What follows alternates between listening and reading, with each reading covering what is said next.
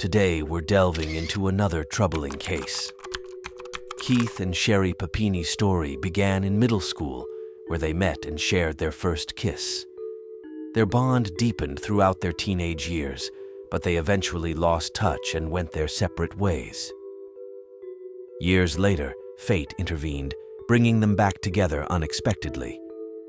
Despite both moving on with their lives, the connection between Keith and Sherri reignited instantly. Recognizing their enduring feelings, they decided to give their love another chance. Their relationship blossomed, leading to marriage in 2009 and the joy of parenthood with 2 children in Redding, California. Sherri, once employed in telecommunications, became a dedicated stay-at-home mom after the birth of their children, while Keith continued his career at Best Buy. From the outside, their family appeared picture-perfect. However, their idyllic life took a sharp turn on November 2, 2016, when Keith returned home to find Sherri missing. Concerned, he searched for her, only to discover her phone and headphones abandoned at the end of the driveway, along with strands of hair. Alarmed, Keith immediately contacted the authorities, sparking a thorough investigation involving the Shasta County Sheriff's Office and the FBI. Keith's efforts to raise awareness about Sherri's disappearance garnered media attention, amplifying the urgency to find her. Despite numerous tips and extensive scrutiny of Sherri's phone, the investigation hit dead ends. Suspicion briefly fell on Keith due to a contentious text exchange with Sherri, but he cooperated fully, even passing a polygraph test. Further examination of Sherri's phone revealed messages suggesting she planned to leave Keith. Interviews with one of the men from her phone shed light on allegations of Keith's alleged abuse, prompting a deeper investigation into his behavior. The police launched a probe to verify these claims, aiming to uncover the truth behind Sherri's disappearance and the dynamics of her relationship with Keith. However, after interviewing friends and neighbors of the couple, the police were unable to find any substantial evidence to support the notion that Keith was a violent individual. What the police learned from Keith and Sherri's friends was intriguing. All the individuals expressed that Sherri was known for having a tendency to be dramatic and attention-seeking. This information led the police to consider the possibility that the allegations of abuse may have been exaggerated or fabricated. Several days after Sherri went missing on November 24, 2016, the police received a phone call at 4:32 a.m. on Thanksgiving morning. The caller informed the police that there was a woman on the side of I-5 who appeared to be in need of assistance. Upon receiving this information, the officers swiftly responded and headed to the location. Upon arriving at the scene, the police discovered a woman with chains and zip ties wrapped tightly around her. Due to her disheveled state, it took a few moments for the officers to realize that the woman was Sherri Papini, who had been missing for several days.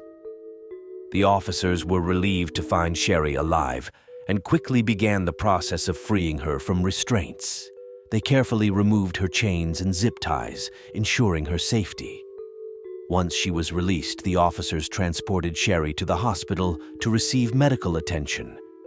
At the hospital, the severity of the situation became apparent. Sherri had multiple bruises covering her body, noticeably shorter hair, a burn mark on her arm, and a bad rash. Additionally, her weight had declined to a dangerous level. Sherri was emotionally distraught and unable to provide details to the police without her husband, Keith, present. According to Sherri, she was out jogging when a dark-colored SUV driven by 2 women approached her. One of the women, older than the other, raised a gun and forced her into the back of the vehicle against her will. Sherri intentionally left behind her phone and headphones, along with strands of her hair, to alert Keith that something was wrong. During her captivity, Sherri endured physical abuse and was branded on her right shoulder with the word Exodus. She was confined to a single room with boarded windows and chained in a closet serving as a makeshift bathroom. After hearing a gunshot, Sherri never saw the older Hispanic woman again. Eventually, Sherri found herself on the side of I-5, uncertain of her fate. The Shasta County Sheriff's Office held a press conference to announce her safe return, revealing she had been abducted by 2 Hispanic women, sparking widespread concern among the public. The aftermath of the press conference brought unforeseen repercussions. A surge of racism surfaced, targeting individuals of Spanish descent. Sherri's abduction report heightened public fear, leading to some lashing out at those perceived to be associated with the Hispanic community. Upon her return home, Sherri sought therapy to cope with the aftermath of her ordeal. Living in California made Sherri eligible for the Victims' Compensation Fund, which provided financial assistance for therapy. She increasingly withdrew into her home, avoiding her previous routine. A year into the investigation, the police released a composite sketch of the two Hispanic women believed to be involved, yet no leads materialized. Additionally, male DNA found on Sherri's underwear did not match her husband's, Keith. Despite relentless efforts, the case remained unsolved until a breakthrough in 2020. Police sought authorization for familial DNA techniques, leading to a surprising revelation. The DNA matched James Reyes, Sherri's ex-boyfriend. This discovery marked a pivotal moment in the investigation, raising suspicions about James's involvement. Subsequently, an interview was conducted at James's home. Initially denying involvement, James eventually admitted to assisting Sherri. She had reached out to him, seeking refuge from her abusive husband, Keith. James disclosed renting a car, using it to transport Sherri, who remained secluded in his home. He acknowledged her deliberate self-harm and complicity in her disappearance. Despite James's claims of innocence, the police discovered unsettling details at his residence. Rooms resembling those described by Sherri were found, aligning with her accounts of captivity. This striking revelation cast doubt on James's assertions and added complexity to the investigation. Additionally, the police made an intriguing discovery. A table in James's house closely resembled one described by Sherri in her early interviews. Following their conversation with James Reyes, the police arranged an interview with both Sherri and Keith at the station. Armed with what they deemed conclusive evidence of Sherri's staged abduction, the police were ready to confront her.